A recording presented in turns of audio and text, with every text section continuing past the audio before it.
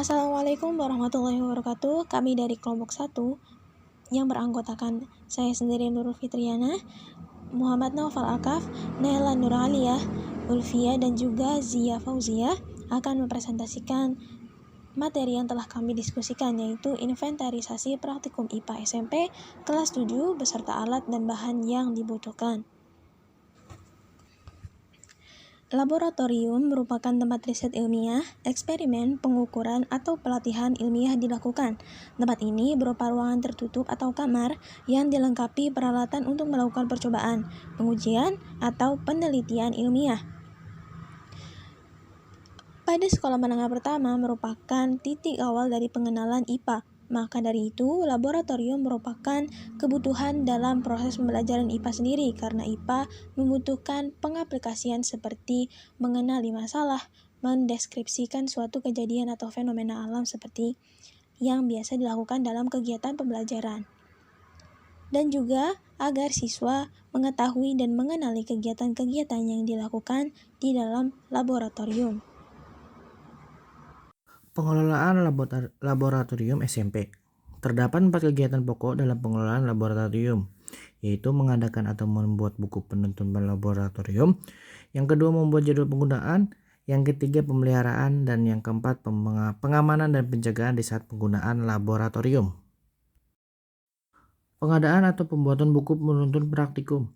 Pembuatan buku penuntun praktikum termasuk ke dalam kegiatan perencanaan program kerja laboratorium, juga memperkirakan alat, bahan, dan fasilitas yang harus digunakan dalam satu kegiatan praktikum. Tujuan pembuatan buku penuntun akan mempermudah kegiatan praktikum menjadi efektif dan lebih efisien. Membuat jadwal penggunaan laboratorium. Penyesuaian praktikum dengan materi pembelajaran harus sesuai dengan kurikulum yang berlaku. Kegiatan ini dilakukan oleh guru IPA, laboran, dan kepala laboratorium. Penyusunan jadwal penggunaan lab. Jadwal penggunaan laboratorium harus diadakan agar ketersediaan serta penggunaan alat laboratorium dapat disiapkan. Lalu yang terakhir ada penggunaan laboratorium. Penggunaan laboratorium selalu di bawah pengawasan pengelola laboratorium dan guru IPA. Keselamatan kerja perlu sangat diperhatikan. Pemeliharaan dan pengamanan laboratorium. Yang pertama, perawatan dan perbaikan alat. Kebersihan alat sesudah atau sebelum digunakan harus selalu terjaga.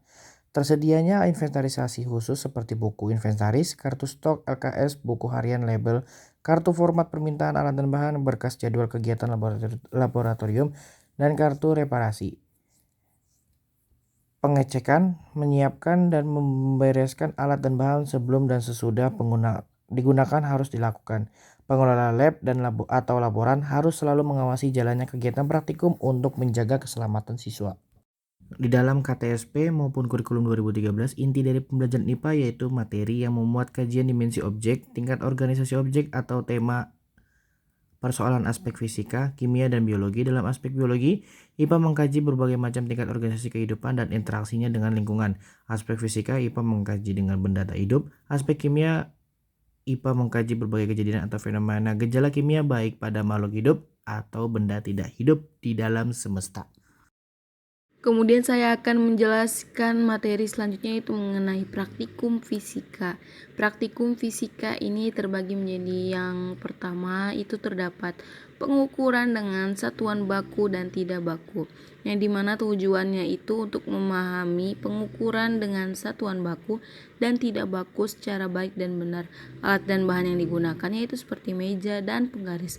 Prosedur kerjanya yaitu diukurlah panjang dan lebar meja setiap meja dengan jengkal tanganmu, kemudian dari jengkal jarak ujung ibu jari sampai ujung jari kelingking. Kemudian tulislah hasil dalam tabel. Kemudian yang kedua yaitu dimintalah pada teman sekelompokmu untuk melakukan hal yang sama dan catat hasilnya, dan lakukan kegiatan 1 dan 2 tetapi dengan menggunakan alat ukur penggaris atau mister plastik. Kemudian yang kedua yaitu terdapat pengukuran besaran fisika, yang dimana tujuannya itu untuk menentukan masa panjang dan volume benda, dan alat dan bahan yang digunakan yaitu penggaris, jangka sorong, neraca ohos, 3 lengan, kemudian kubuh yang terbuat dari kayu, aluminium, kuningan, bajan, dan besi. prosedur kerja yang dilakukan yaitu yang pertama, timbanglah massa masing-masing kubus dengan neraca Ahaus, ukurlah panjang sisi masing-masing kubus dengan menggunakan penggaris, dan diulangi langkah kedua dengan menggunakan jangka sorong, dan buatlah hasil pengukuran seperti berikut dan tulis hasil pengukurannya. Kemudian yang kelima, berdasarkan data percobaan, hitunglah volume masing-masing kubus dan didiskusikan dengan teman sekelompok lebih teliti. Manakah penggaris dengan jangka sorong? Apa yang kamu simpulkan dari kegiatan di atas? Dan buatlah laporan hasil kegiatanmu pada kertas folio. Yang ketiga, terdapat perubahan wujud zat yang dimana tujuannya itu untuk mengamati perubahan wujud zat pada parafin. Alat dan bahan yang digunakan yaitu seperti gelas, beker, bunsen, tripod, lilin atau parafin, korek api. Prosedur kerja yang dilakukan yaitu dimasukkan parafin ke dalam gelas beker, disusunlah peralatan yang sudah disiapkan seperti pada gambar, nyalakan pemanas spiritus, dan amatilah perubahan wujud parafin pada saat dipanaskan. Setelah mendidih, padamkan nyala apinya. Amatilah perubahan wujud parafin setelah nyala api dipadamkan. Yang keempat, terdapat kohesi dan adesi yang dimana tujuannya itu untuk mengamati peristiwa kohesi dan adesi. Alat dan bahan yang digunakan seperti meja kaca, raksa atau minyak goreng, dan lidi. Prosedur kerja yang dilakukan yaitu disiapkan setetes raksa atau minyak goreng, kemudian letakkan di permukaan kaca meja, diamatilah bentuk raksa atau minyak goreng di permukaan kaca. Diambillah lidi, kemudian gunakan ujungnya untuk mencerahkan setetes raksa atau minyak goreng tersebut menjadi beberapa bagian kecil. Kemudian diamatilah bentuk butiran-butiran raksa atau minyak goreng di permukaan kaca tersebut. Kemudian yang terakhir yaitu pengukuran massa jenis pada bentuk benda tak beraturan. Praktikum yang kelima yaitu terdapat massa jenis, di mana tujuannya untuk memahami pengukuran massa jenis pada benda yang memiliki bentuk tidak teratur, di mana alat dan bahan yang digunakan yaitu seperti yang pertama gelas ukur atau tabung ukur, kedua neraca, ketiga batu kali, kemudian 4 pecahan genteng, yang kelima skrup, dan keenam kunci pintu. Di mana prosedur kerjanya yaitu yang pertama, timbanglah batu kali dengan neraca, catat hasilnya pada tabel. Kedua, isilah gelas ukur atau tabung ukur dengan air, catat volume air mula-mula dengan VO. Masukkan batu kali ke dalam gelas ukur, catatlah volume air setelah batu kali dimasukkan V1. Kemudian ulangi langkah 1 sampai dengan 3 untuk pemecahan genteng, skrup, dan kunci pintu. Yang kelima ini yaitu dari data yang diperoleh, hitunglah massa jenis masing-masing benda, kemudian dari gerak lurus beraturan. Kemudian yang keenam yaitu terdapat GLB, di mana tujuannya itu untuk mengamati gerak lurus beraturan.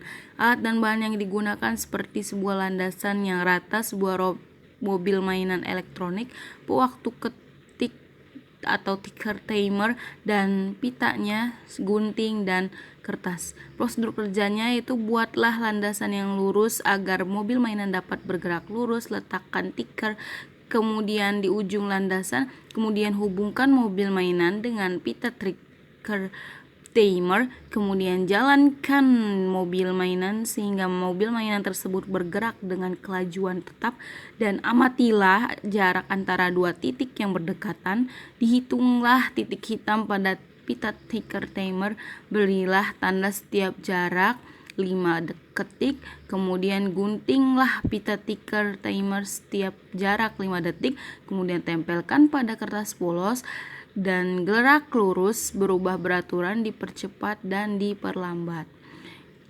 Yang ketujuh yaitu terdapat GLBB, di mana tujuannya itu untuk mengamati gerak lurus berubah beraturan yang dimana dipercepat dan diperlambat. Alat dan bahan yang digunakan itu sebuah landasan yang rata, sebuah mobil mainan elektronik, pewaktu ketik ticker timer, dan pitanya, gunting, dan kertas. Ini sesuai dengan alat dan bahan yang digunakan oleh GLB, di mana prosedur kerjanya juga itu Yang pertama, buatlah landasan yang miring dengan menaikkan salah satu ujung landasan. Letakkan taker timer di ujung landasan tersebut. Kemudian hubungkan mobil mainan dengan pita taker timer. Kemudian yang kedua, lepaskan mobil mainan yang dari ujung landasan yang sudah dinaikkan sehingga mobil mainan tersebut bergerak dipercepat. Diamatilah jarak antara dua titik yang berdekatan pada taker timer. Kemudian hitunglah titik hitam pada pita taker timer, berilah tanda setiap jarak 5 ketik. Kemudian guntinglah pita taker timer setiap jarak 5 detik.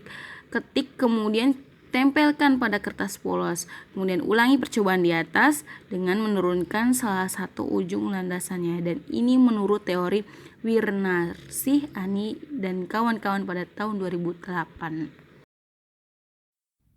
Lalu ada praktikum kimia, yaitu identifikasi larutan asam, basa, dan garam menggunakan kertas lakmus. Bertujuan untuk mengidentifikasi larutan asam, basa, dan garam menggunakan kertas lakmus. Alat dan bahan yang digunakan adalah gelas kimia, plat tetes, pipet tetes, kertas lakmus, dan bahan-bahan kimia dalam kehidupan sehari-hari seperti cuka, air aki, teh, sabun, kapur, air, sumur, garam, dan air jeruk. Prosedur kerjanya yaitu yang pertama, kumpulkan bahan-bahan kimia dalam kehidupan sehari-hari yang berupa bahan padat atau larutan, larutkan bahan-bahannya pada tersebut dalam air, lalu masukkan atau celupkan kertas lakmus dalam cekukan-cekukan plat tetes, lalu teteskan dengan pipet tetes asam, basa, dan netral dari bahan-bahan tersebut pada lakmus yang terdapat dalam cekukan plat tetes, lalu catat hasil pengamatan dalam tabel dan klasifikasikan bahan-bahan tersebut berdasarkan sifatnya. Lalu yang terakhir, buatlah kesimpulan dari hasil kegiatan dan susunlah laporannya. Lalu selanjutnya ada identifikasi larutan asam, basa, dan garam dengan menggunakan indikator alami. Alat dan bahannya itu mortar dan alu, 8 corong, 9 tabung reaksi, 10 pipet tetes, 11 gelas ukur. Lalu bahan yang digunakan adalah ada air suling, air kapur, larutan NaOH, larutan HCl, larutan garam dapur, bunga berwarna, atau bahan alam. Lalu yang terakhir adalah larutan cuka. Lalu yang terakhir di praktikum kimia SMP kelas 7 ada unsur-unsur di sekitar kita dengan tujuan untuk mengamati dan mengenal unsur-unsur di sekitar kita. Ada bahan, daftar nama unsur, bahan-bahan yang dapat ditemukan di lingkungan sekitar. Prosedur kerjanya dengan cara amatilah bahan yang ada, datalah unsur-unsur yang telah kamu kenal. Catatlah ke dalam tabel, diskusikan dengan teman-teman sekelompok untuk memperoleh kesimpulan. Praktikum biologi A. Mengamati objek biotik dan abiotik. Praktikum ini termasuk ke dalam aspek biologi.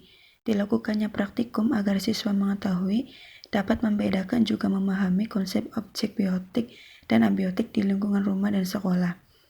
Alat dan bahan yang diperlukan yaitu yang pertama, pensil atau pulpen, yang kedua, kertas atau buku kerja. B. Pengenalan mikroskop dan pengamatan dengan menggunakan mikroskop. Tujuannya yaitu untuk mempelajari bagian-bagian mikroskop dan fungsinya, serta melakukan pengamatan terhadap preparat dengan menggunakan mikroskop. Adapun alat dan bahan, alat yaitu yang pertama mikroskop, yang kedua alat tulis, yang ketiga kaca objektif dan kaca penutup, yang keempat pinset dan 5 silet, 6 pipet tetes. Adapun bahan yaitu daun rhodiscolor dan air. D. Ekskresi pada tumbuhan. Praktikum ini bertujuan untuk mengamati zat sisa yang dikeluarkan oleh tumbuhan menggunakan alat dan bahan. Alat yang pertama, karet gelang, 2. Stopwatch, 3. Plastik transparan 2 buah. Bahan yang digunakan yaitu yang pertama, tanaman pot yang memiliki daun, yang kedua, 2 buah bertangkai panjang, 3. Vaselin. F. Mengamati jaringan tumbuhan, bertujuan untuk mengamati struktur jaringan pada tumbuhan. Alat yang pertama yaitu mikroskop, 2 gelas objek dan kaca penutup, 3 silet atau cutter, 4 pipet tetes. Dan adapun bahan yang digunakan yang pertama, batang tanaman pacar Cina, 2 daun Adam Hawa atau rhodiscolor, 3 air. G. Mengamati organ dan sistem organ manusia. Bertujuan untuk mendeskripsikan keterkaitan antara organ dan sistem organ pada manusia. Alat dan bahan yang digunakan yaitu carta anatomi tubuh manusia dari berbagai sumber pustaka dan alat peraga anatomi manusia. Mengamati sel hewan dan tumbuhan. Tujuan praktikum ini untuk mengamati struktur sel hewan dan tumbuhan dengan alat dan bahan sebagai berikut. Alat yang pertama yaitu mikroskop, 2. Gelas objek dan kaca penutup, 3. Pipet tetes, 4. Gambar sel hewan dan sel tumbuhan. Bahan yang pertama, sel epitel rongga mulut, 2. Selaput dalam umbi lapis bawang, 3. Skalpel, 4. Aquades. Fotosintesis. Tujuan dari praktikum ini adalah untuk mengamati apakah sumber cahaya mempengaruhi proses fotosintesis pada tumbuhan. Alat dan bahan yang digunakan yaitu yang pertama, 3 buah stoples tertutup, 2 indikator bromtimol biru, 3 spidol, 4 1 lembar kertas aluminium foil berukuran 30x30 cm, 5 2 jenis tumbuhan air, 6 lampu pijar atau lampu neon, 7 3 buah kertas label. Dan adapun bahan yang digunakan yaitu yang pertama, 2 jenis tumbuhan air, 2 air. Sekian dari kelompok kami, kurang lebihnya mohon maaf.